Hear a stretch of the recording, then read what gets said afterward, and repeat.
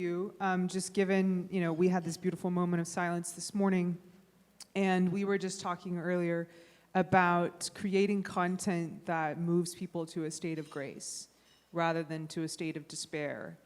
And I was sharing with you, I practice a specific type of spiritual discernment where one discerns what are the patterns that moves one to a state of grace.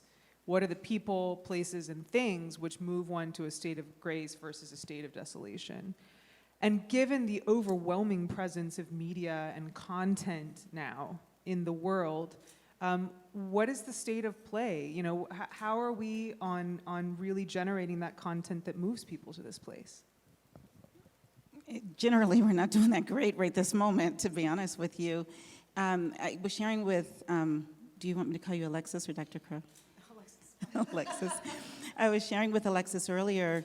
I had two short films go to the Cannes Film Festival in France. And one of the things that I found the first time I went there was the horror genre is massive.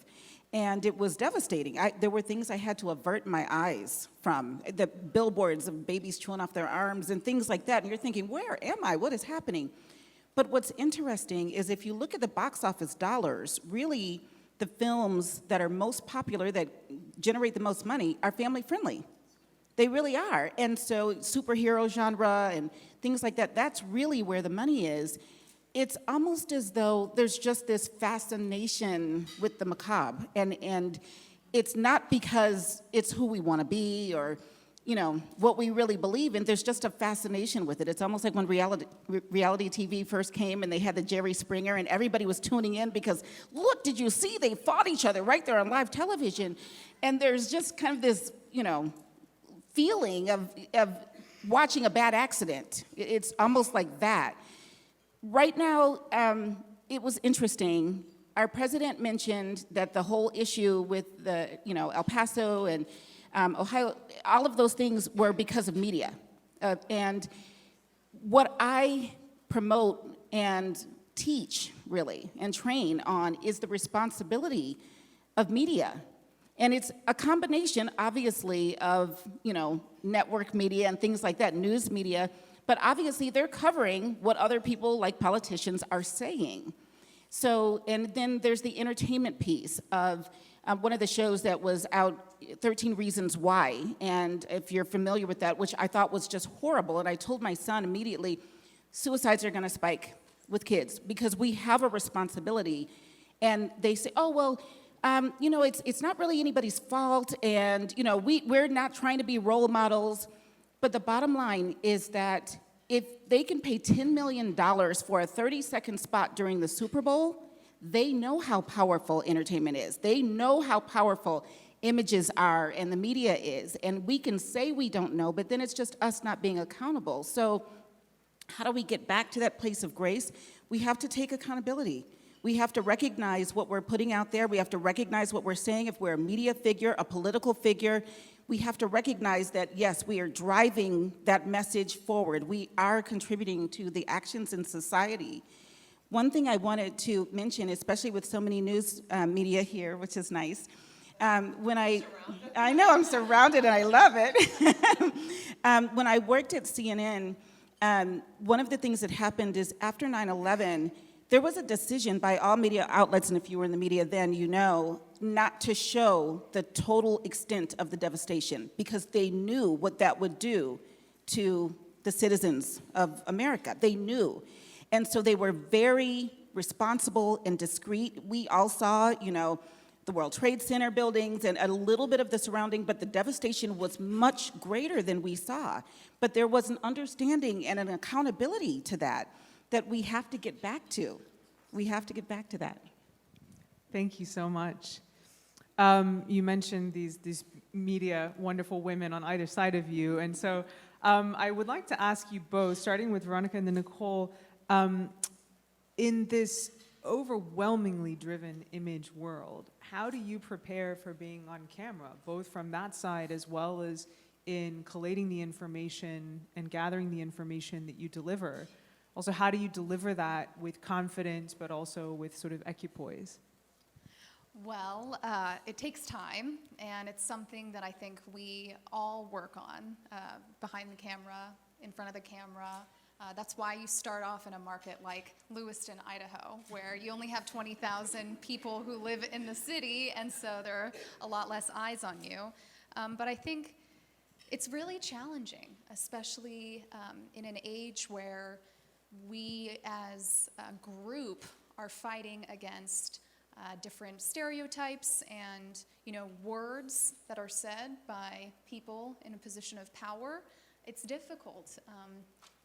But I also think that there are a lot of people who count on us to deliver information in a respectful and responsible way. And there are a lot of talented people in the news industry who are great role models and prepare us and teach us how to do so. So great. Thank you so much. Nicole? I think you start with respect. Well, first you start with research, and then you start with respect. My background is a little varied and unconventional. I started as an attorney 26 years ago. When 9/11 happened, they were doing downsizing at my firm, and I think it's relevant to this audience. I had a son who's now 22. He was about 3 at the time. And I was given information. I was unfortunately going through a divorce, child custody issue, and literally had 2 decisions made for me in 1 week. One was that, Nicole, you're at this firm. You've been here for about 4 years. You're not performing as well as you should. You're not performing as well as you should, so we're going to let you go. Later on that week, I had a custody hearing where the judge, an older gentleman, made the statement that if I had the choice, I would give custody to the father because of the mother's demanding work schedule. And I share that with this audience because, number one, I think that our experiences as women, as human beings, should drive the stories that we share. That lens is important. Myself as a woman of color, as a woman who's been in corporate America, as a woman who has faced challenges, that lens does not leave me when I have a thought. So I'm not a reporter. I'm not someone that reads a script off of a page. What I've done over the last 5 years is be an analyst. And I bring my professionalism, I bring my experience, I bring the narratives and my version, because we all have versions of reality, right? And I think that over the years that's what my audience or the people that follow me, they respect, they know my story, how I weave my narrative, my experience in.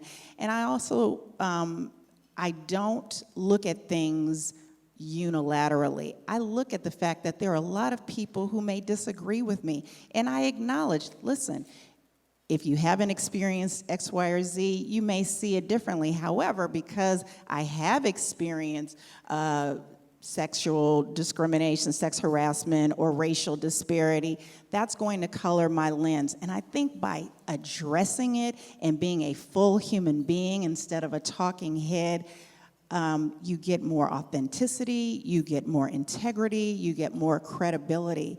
And I think that my counterparts are sometimes challenged because they don't have that, I don't know. I think it takes courage, too. I think it takes courage to be able to speak your truth. Now, I happen to own my own company, so when I go on, they can't fire me, right? They're not firing me, so there's that, right? So I have a little more, courage, but again, 5 years weaving media into it, I really just, every day that I am called, I think it's a responsibility. I just try to stay true to myself, be respectful of different ideas, and then hopefully that resonates with my audience.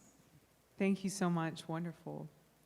Desiree, we've heard this morning a stat about the pretty poor state of affairs in terms of fundraising success rate, particularly in the venture capital space. It was 8% for women.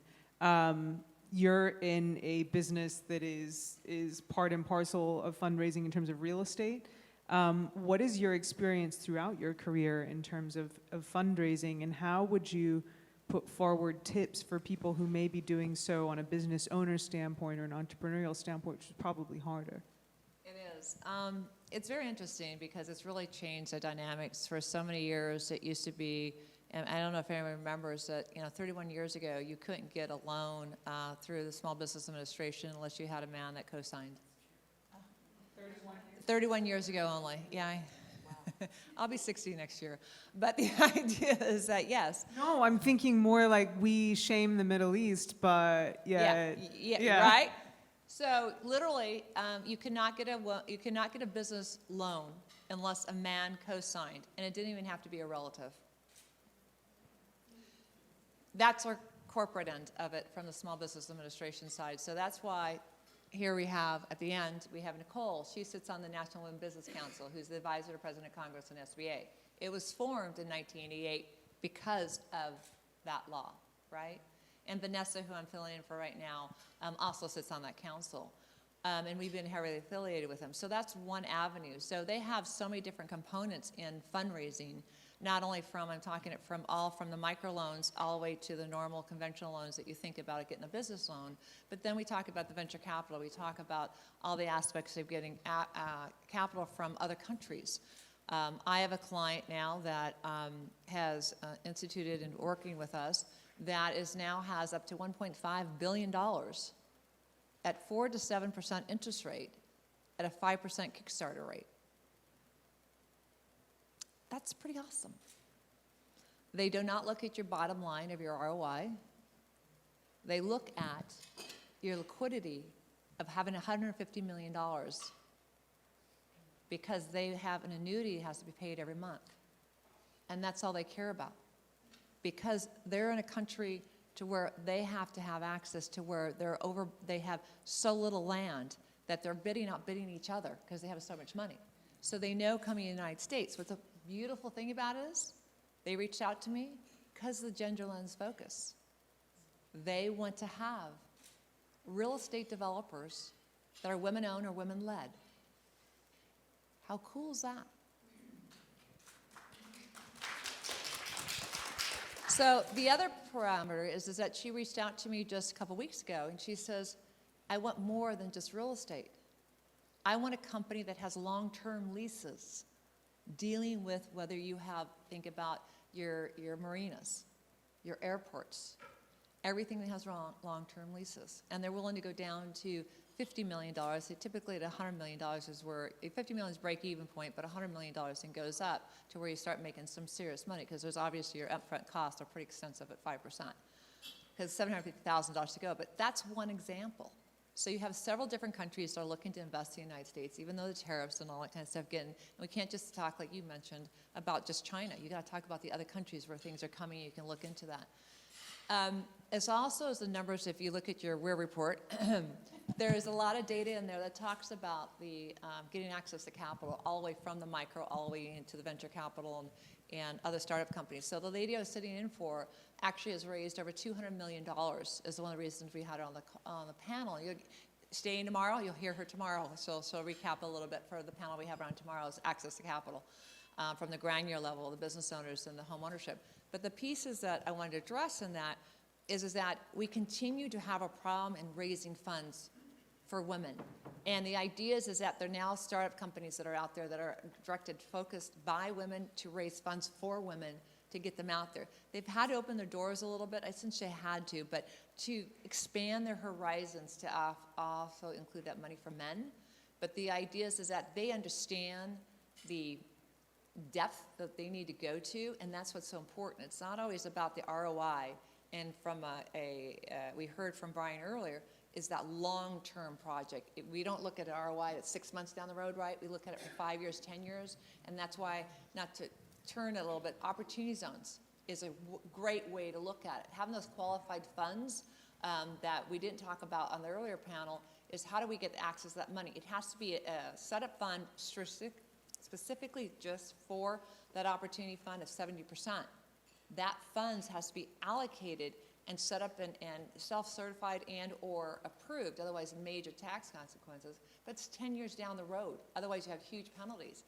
And that is what we have to look for when we're raising capital and we're investing and looking at for women startups, or even do like Chitra, is having a way to paraphrase it. So when you ask, when you go to ask for money, I always just say, we heard on the Women on Boards, go to where they're looking for a specific cause that's going to really resonate, that you're going to get them to invest in you. Even though they might not know a lot about it, say, what is your purpose? And let me tell you why I'm going to satisfy that purpose, and then they'll give you the money much quicker. So wonderful. Thank you so much. And something we heard about this morning when we were talking about family offices is now investors kind of making this emphatic point, and on boards with Larry Fink and BlackRock, State Street. I think one thing that I see from my Columbia Business School hat is the growing extent to which private capital is really driving economic growth rather than public markets. And in that regard, the overwhelming role of institutional investors here, where the institutional investors want to play in the opportunity zones because they need to see return, but they don't need to realize a capital exit for 25, 30 years. So I think the stars are aligned.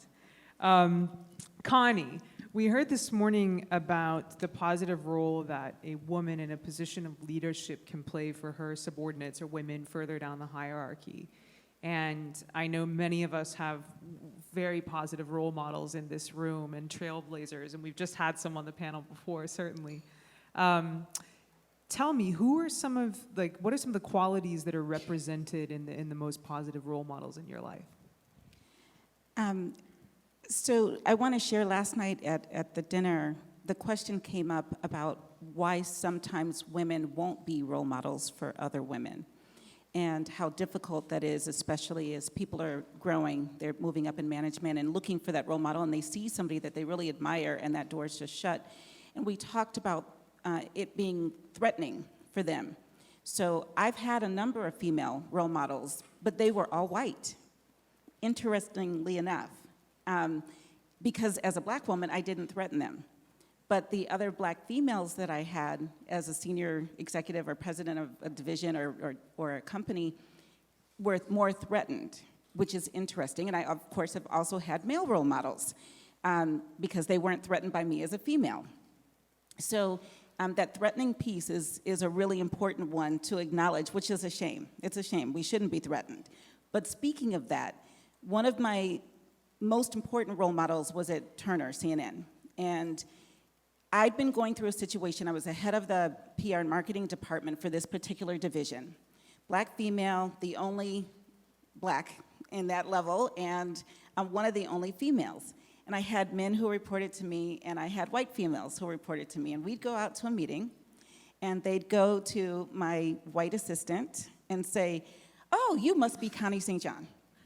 And so, and I'd say, "No, that's not me. I'm Connie." "Oh, well, then that must be your boss." And I found myself, feeling like I had to justify. Well, when I hired Beth, so that they'd kind of get, and it didn't matter. They'd still direct all conversation to her or to the gentleman that I came with. And it was so frustrating. And I just felt like I was always fighting that dynamic. And I was so frustrated. Well, my president at the time was a female. And one day we were walking in together, and I'd been, kind of battling this every time I went out, and we're walking in together, and the phone is ringing at the receptionist's desk. And the receptionist wasn't there. And she just picked up the phone and said, CNN News Source. And, can you please connect me to da-da-da? Absolutely, hold on 1 minute. And she transferred it, And I'm looking at her like, "You're the president, what are you doing?" And I didn't say anything, I just observed. And I realized her position was not jeopardized by answering that phone. Just because someone thought I wasn't the boss didn't make me not the boss. But her power of, it takes nothing for me. My goal is the success of the company. If that means that receptionist phone needs to be answered, I'll answer it. I'm walking past it, why not? And one of the speakers this morning, I think it was Cynthia, was saying, just being yourself just be who you are. And looking at Susan, her name is Susan Grant, and looking at her, she didn't try to convince anyone of what her title was, her position. She didn't feel like, oh, I'm too good to answer the receptionist's phone. It changed everything for me. And it didn't matter that her whole, next level of, employees, except for me, were all men. And it didn't matter where they went out and they probably thought one of them was the president. Didn't matter to her. She wasn't trying to prove anything. She just did what she was supposed to do. She just was who she was. And I learned so much about that. You don't have to fight for your position. And she taught me that just by example. It was wonderful. So beautiful. Thank you so much for that. And that'll stick with me for sure. I think it's a little bit about the distinction between humility versus humiliation. Yes. And we can be humble when we're confident and we're confident in our capabilities. Like, yeah, I'll answer the phone. Yeah, I'll go, do a press conference or whatever. It's all hands on deck.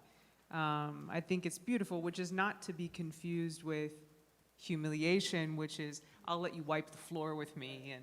And some people do business that way, but it's maybe not sustainable over the longer term for one's health.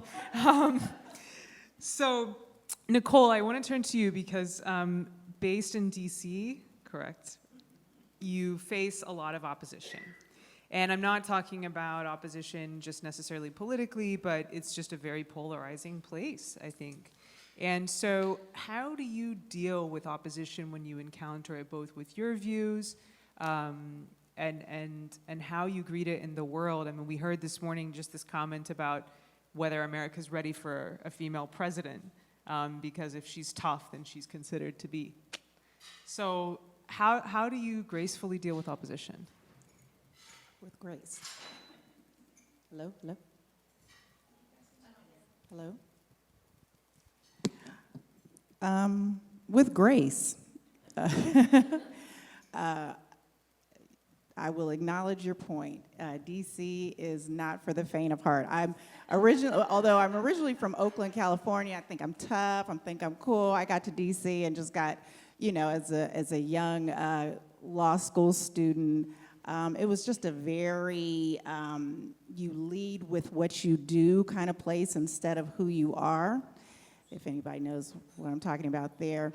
But opposition, I feel that when you are confident, it's a combination of every day I work on myself. Every day I work on knowing who I am, feeling grateful for my accomplishments, and not being threatened that someone sees something completely differently. And it goes back to what I said earlier, is respect. I'll give an at-home example. I am a liberal Democrat. Literally, I went to UC Berkeley. You don't get any more tree hugging than yours truly. My husband, who happens to be my business partner, is a conservative, African-American, just lovely human being. But before I met him, I had never met an African-American conservative. So we had it's very true. Washington, D.C. native. So you could not get any more different. I'm like, where's our talk show? Like, when are we going to get a talk show? But our conversations at dinner are amazing. So, but when we were dating, first we were colleagues and then we dated. But the underlying way that we got through everything was open-mindedness and respect. I know that he is not antagonizing me. I know that he wants my best. I know that he thinks I'm awesome because why not, right? But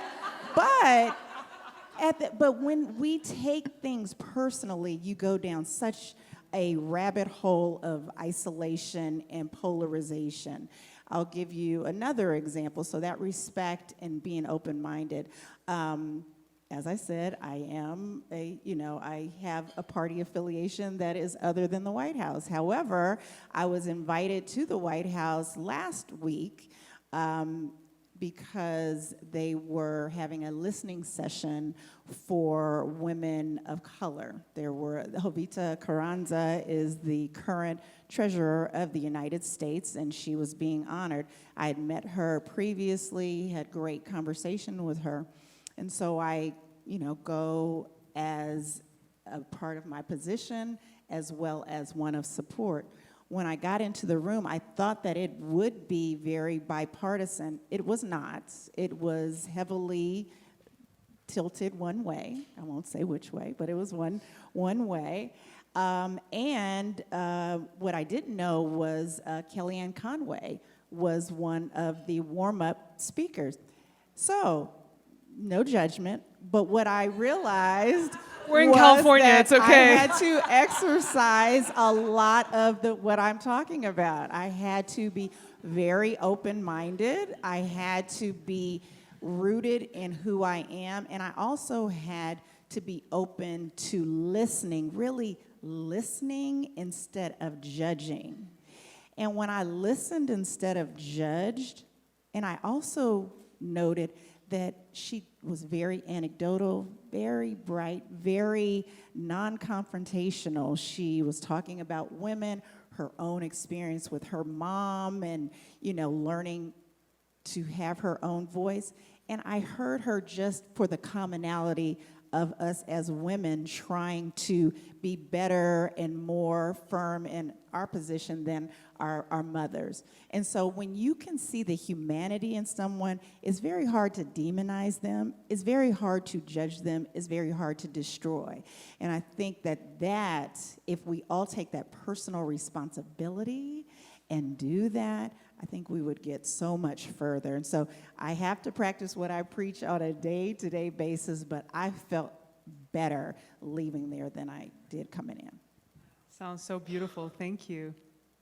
Veronica, it's been said that we live not in a 24/7 world, but in a 25/8 world, and that all of us as executives are bombarded with constant information.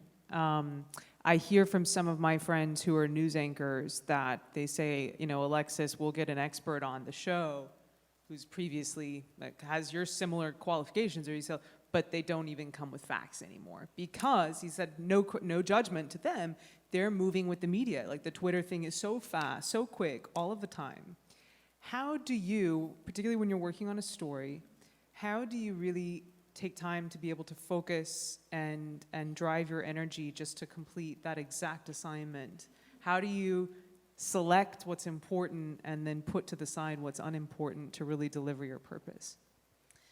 Well, when I'm working on a specific story, for example, I went to if we're talking about shootings, which has been the theme since this weekend, I went to the Las Vegas massacre.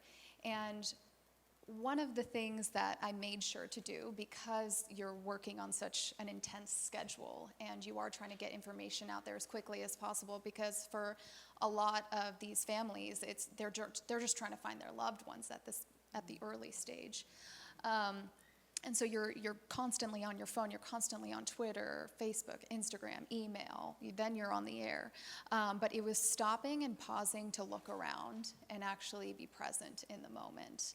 And one of those moments was when we were driving out of the city to get to Henderson to go interview somebody.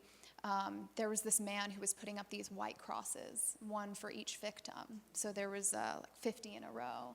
And you're driving and you're working so quickly, and then you stop and you just have to stop the car, just to take a photo, just to observe that moment in time of this person who drove all the way from Chicago just to put these crosses up for these victims.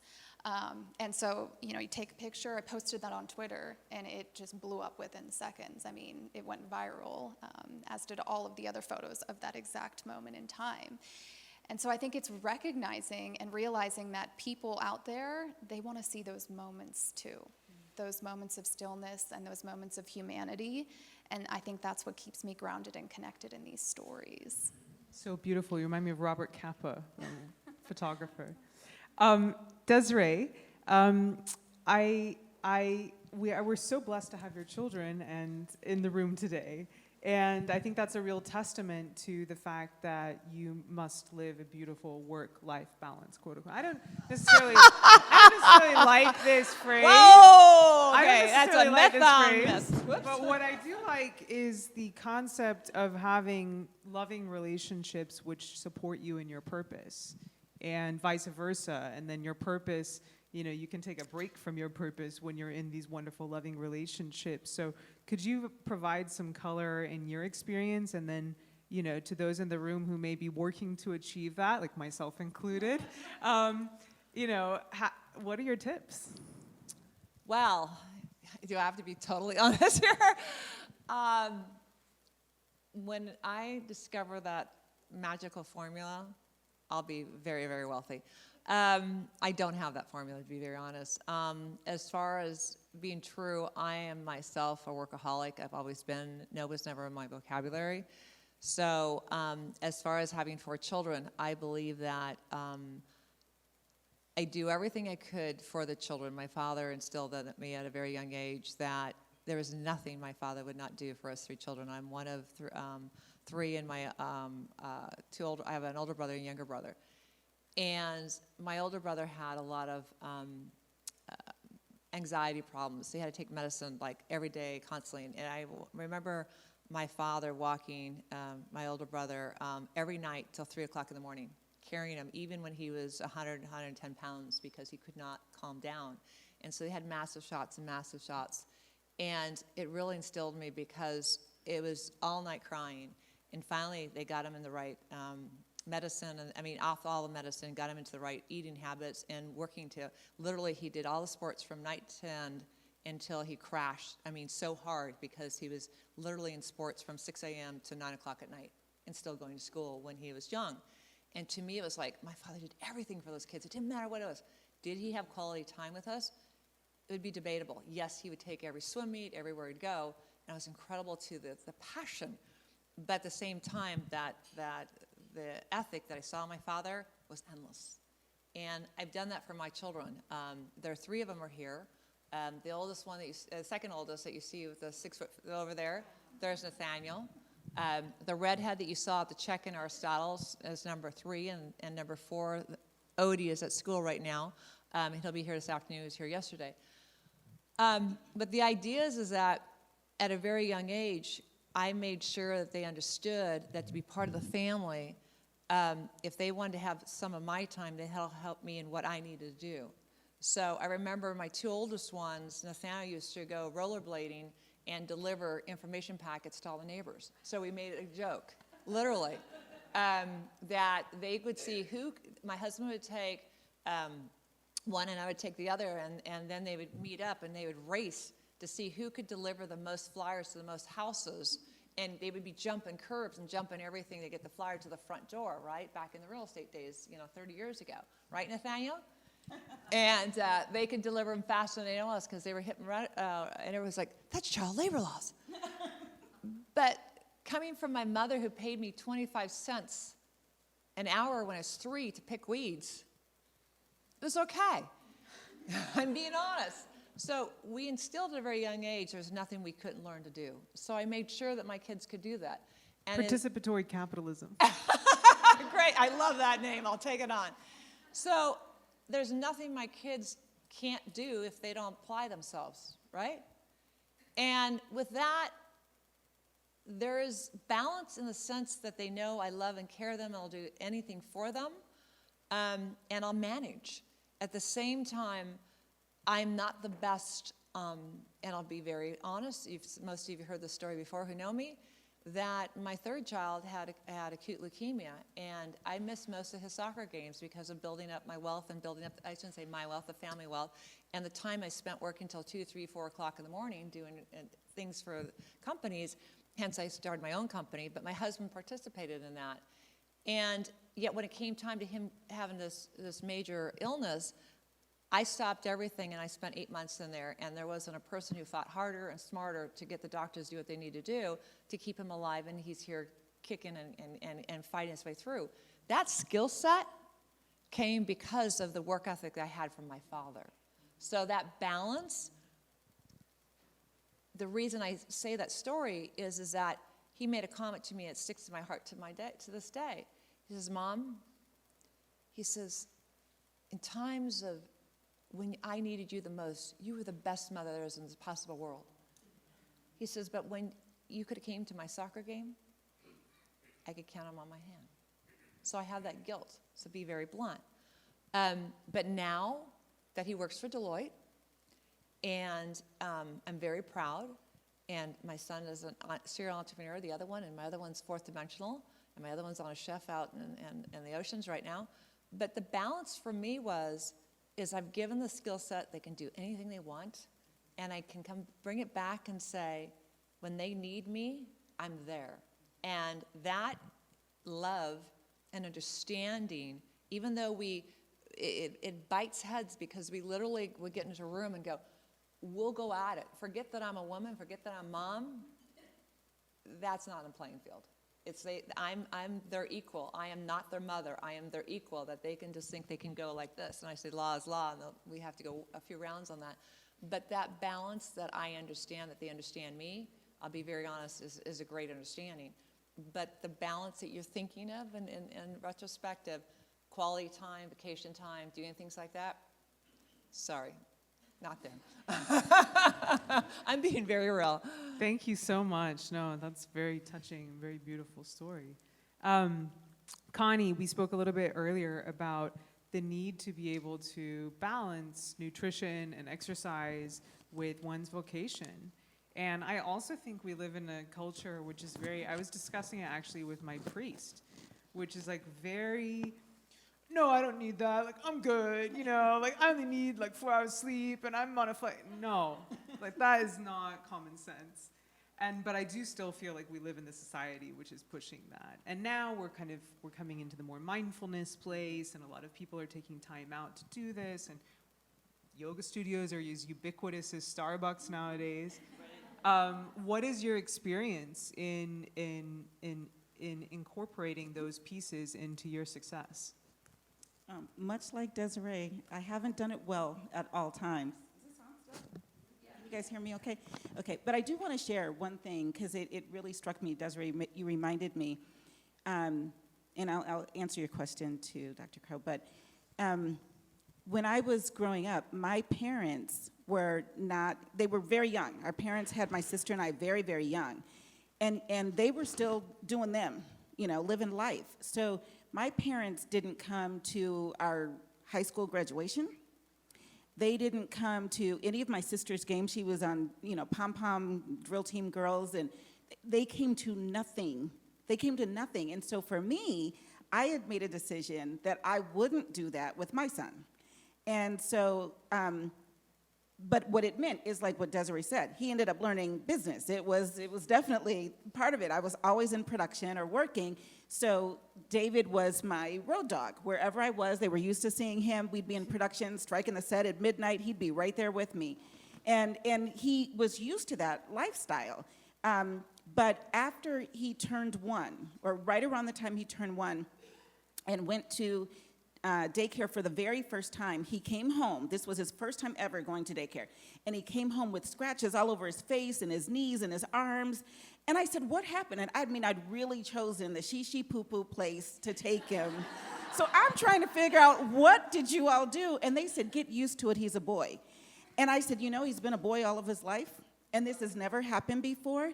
So I went into my organization at the time. It wasn't mine. I'd launched the marketing department for the Entertainment Industry Foundation. I go to the president and I said, I'm quitting. I have to take care of my son. I love what I'm doing. I'm glad I launched it, but this is a life, and I have to be present in his life. And she put her head down on the table and started crying. And I'm thinking, she's going to miss me, right? She's so sad. And she said, I should have made the same decision. And I was like, oh. And so, but she was devastated. And one of her children was in juvenile, somewhere home. Or there were all of these issues. It was the best decision I ever made. And it was the toughest decision I ever made, because I had David late. I was 35 when I had him. And so it was really hard for me. And what made my decision in doing that was I happened to have lunch with the head of the ad council in New York. And she had 8 kids, I think, and she had taken off to raise all of her 8 kids and get them at least into, elementary school, middle school, before she went back to work. And so she had just gone back to work, and she said she had no idea that I was grappling with this. And she looked at me, and she said, I never regretted my decision, and I have an even better career now than I did before I took off, before I had my children, but I never regretted it. And it meant so much to me, her not knowing that here I was struggling with this. So after that, every position I took, I made sure I could take my son with me. If I was the executive director here, or the president there, how open, how lax is it? Can he come with me to work after school? Can I pick him up and leave in the middle of the day? And can I go to his productions? He's an entertainment kid too, because, he was raised with me. And so I made sure of that. Now, in terms of the self-care, so I took care of him, but like Desiree said, I didn't get it right on the take care of me part. And so what happened was, he was on this side, actually, so he wasn't even on the side of my heart. He was leaning his head on my shoulder, and my heart went brrrr, like that, and he could feel it with his head on my shoulder. And he jumped up and he said, was that your heart? And I said, yeah, it's been doing this palpitation thing. And he freaked out. He was in high school at the time. He went to LACSA, LA County High School for the Arts. And he said, Mom, what are you going to do? You got to go to the hospital. And I said, well, I got this work, and so, I'll get to it. And so ultimately, I told him, because he was in a state, and I said, I will go to the hospital after I drop you off at school. And, because, we're busy.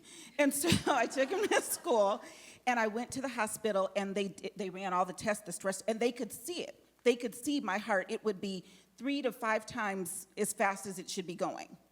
And so, but everything was fine. Took the stress test, my heart is fine, everything's fine. So the cardiologist comes in and says, let's sit and talk for a moment. And I'm in the bed, and I'm all strapped up and everything, and he says, so tell me what you do for relaxation. And I said, well, I love doing jigsaw puzzles. He said, that's a really good thing to do. And he said, how often do you do them? And I said, well, I do them if I get my work done. So, and he said, and how well are you sleeping? Well, normally I'm working, so I try to get, if I finish my work, it's about this time, then I have to be up to take my son, blah, blah, blah. And how well do you eat? And I said, well, I normally forget to eat breakfast, and sometimes I forget to eat lunch, and then I eat dinner. And he said, so you're rewarding yourself with things that you need to live, sleep and food and relaxation, if you get your work done. And he said, that's what's going on with your heart. You have to take the time to do these things, or you will kill yourself, basically. I ended up developing type 2 diabetes. Not because I was overeating, but because I was undereating and putting my body in starvation mode. I gained weight for not eating. And so now I really have to be deliberate and conscious about, okay, Connie, eat breakfast. I don't feel like eating breakfast. We got to eat breakfast. Eat a little snack. I don't feel like having a snack. But I literally will set an alarm on my phone to remind myself to eat, because I'm a workaholic. Like Desiree, that's just what I do. And I have to be reminded to take care of myself. So I put it on my phone. Thank you so much. I definitely use my phone to remind me to start, calming down for the evening, winding down for the evening. I think, how are we on time? Oh, we're close. Yeah, we Okay, need to. so I have one final question that I'd love each panelist to address. And that is that I feel very blessed to have, I don't have biological children, but I have business children. And I can mentor, be just as good. I mentor a lot of young people, and I think it's so interesting. It's like, no, it's what they give me. It's not at all what I give them, and they inspire me so much and propel me forward. So what are the 2 pieces of advice that you find yourself most frequently giving to young rising women stars? Desiree, we'll start with you. Oh, great, thank you. I might be last. To be honest, I would really have to focus on the fact that ask and listen are the 2 biggest single words that I could give. Always ask questions. Get in front of as much stage presence as you can, because then you get seen and heard. No one succeeds if no one knows you exist.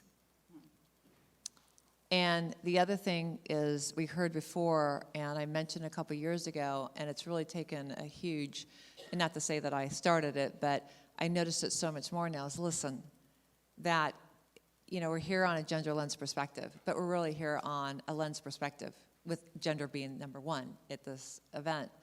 And the more we listen to someone and take the time to not multitask and to really sit down and listen. Carla Harris from Morgan Stanley made a comment. She says that she adopted a child at 49, and pinnacle of her career, of everything she does. And she says, I now have a moment to where I'm in the moment.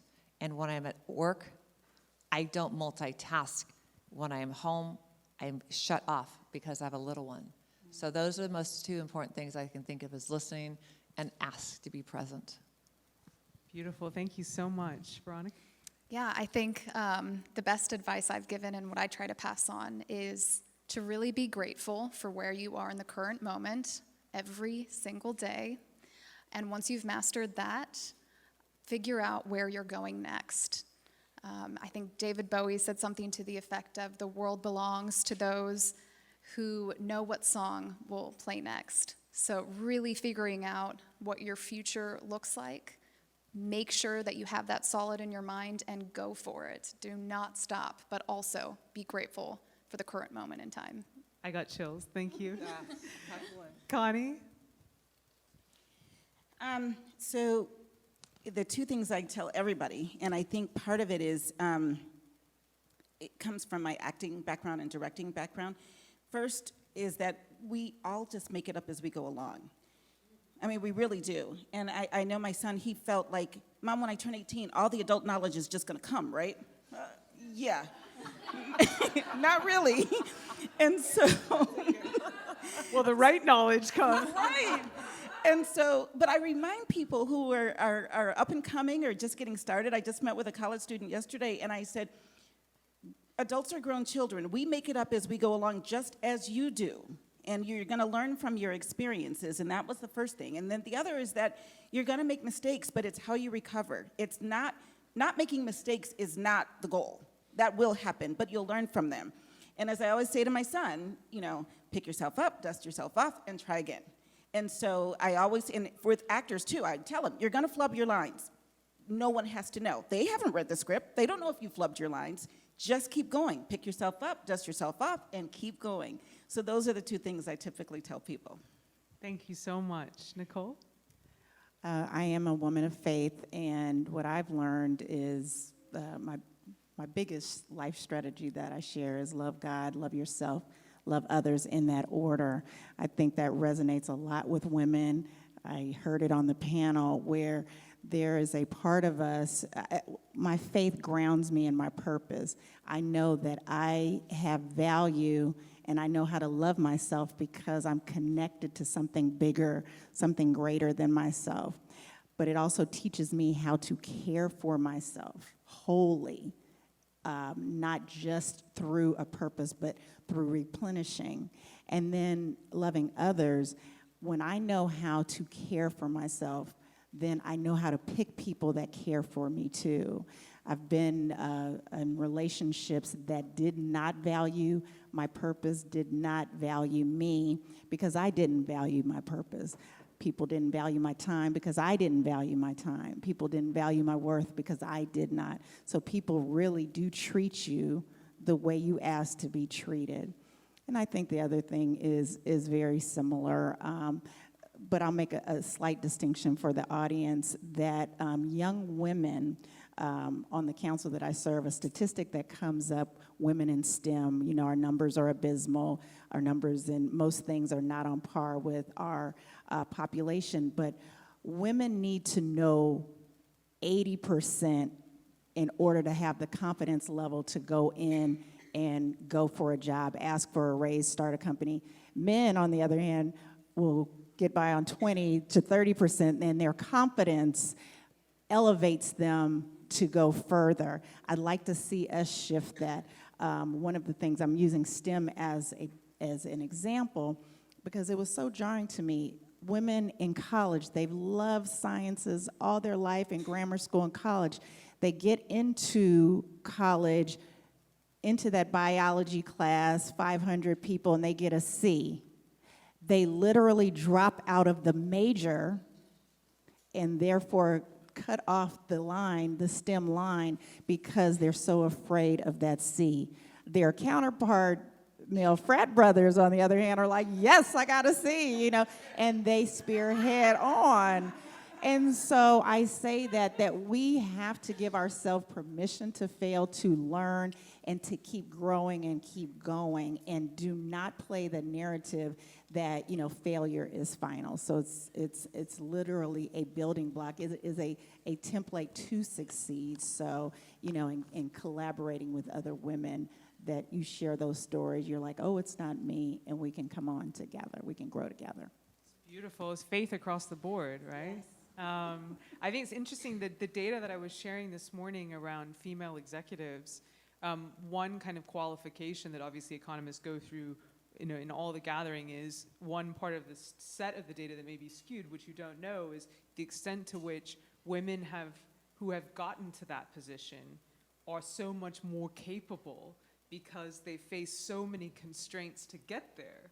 That is their impact on financial performance to do with being a woman and this kind of skill set that they bring, or is it also because they've had to knock through so many ceilings to get where they are? So with that, we will please join me in congratulating this exceptional panel.